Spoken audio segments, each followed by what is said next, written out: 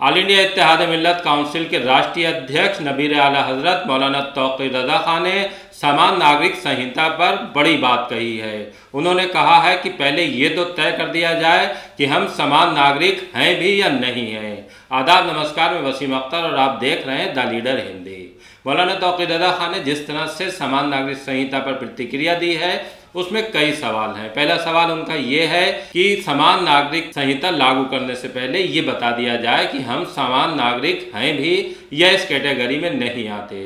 दूसरी बात उन्होंने ये कही है कि इस मसले पर मुसलमानों को क्या करना चाहिए, और उसके बाद ये भी साफ कर दिया है कि जिस तरह से समान नागरिक संहिता को लागू करने की कोशिश की जा रही है उसके पीछे का मकसद क्या है।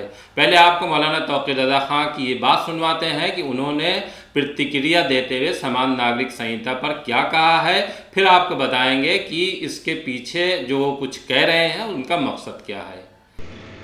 यूसीसी का जहां तक सवाल है, मैं तो कहता हूं कि मोदी जी बार बार कहते हैं कि सबका साथ सबका विकास।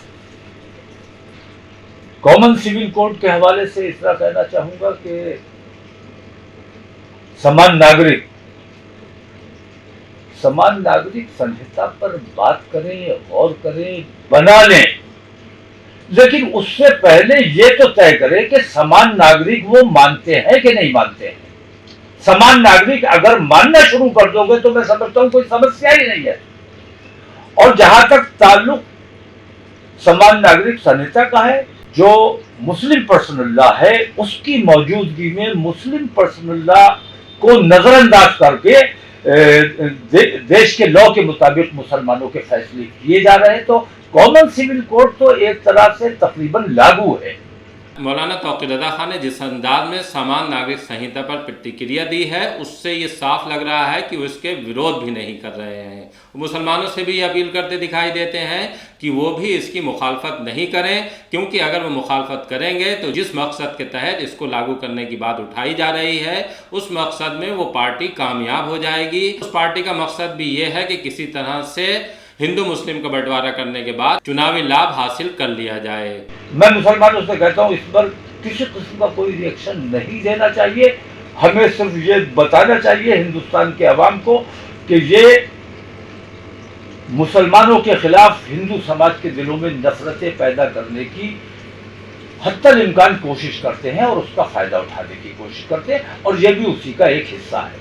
इसलिए इस किस्म की चीजों पर मैं कहता हूं हिंदू समाज के रिएक्शन लीजिए। इस मामले में मुसलमानों का रिएक्शन इसीलिए वो लोग कोशिश करते हैं कि मुसलमान नाराजगी का इजहार करे और अपना रिएक्शन दे ताकि उनको सांप्रदायिकता फैलाने में आसानी हो सके। उन्होंने गुजरात चुनाव से पहले जिस तरह से समान नागरिक संहिता लागू करने की बात हो रही है पर भी एतराज जताया है। चुनाव आयोग को कटघरे में खड़ा किया है कि जब हिमाचल का चुनाव घोषित हो रहा था तब गुजरात का चुनाव घोषित क्यों नहीं किया गया है।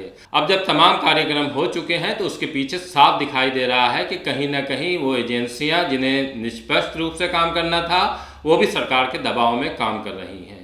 इस बात पर तवज्जो देनी चाहिए कि चुनाव के ऐन वक्त सरकार ने अपना पूरा समय गुजार लिया, और अब जब चुनाव वहां होने जा रहे हैं ऐसे वक्त में ये ऐतिहासिक फैसला लेने का मकसद क्या है।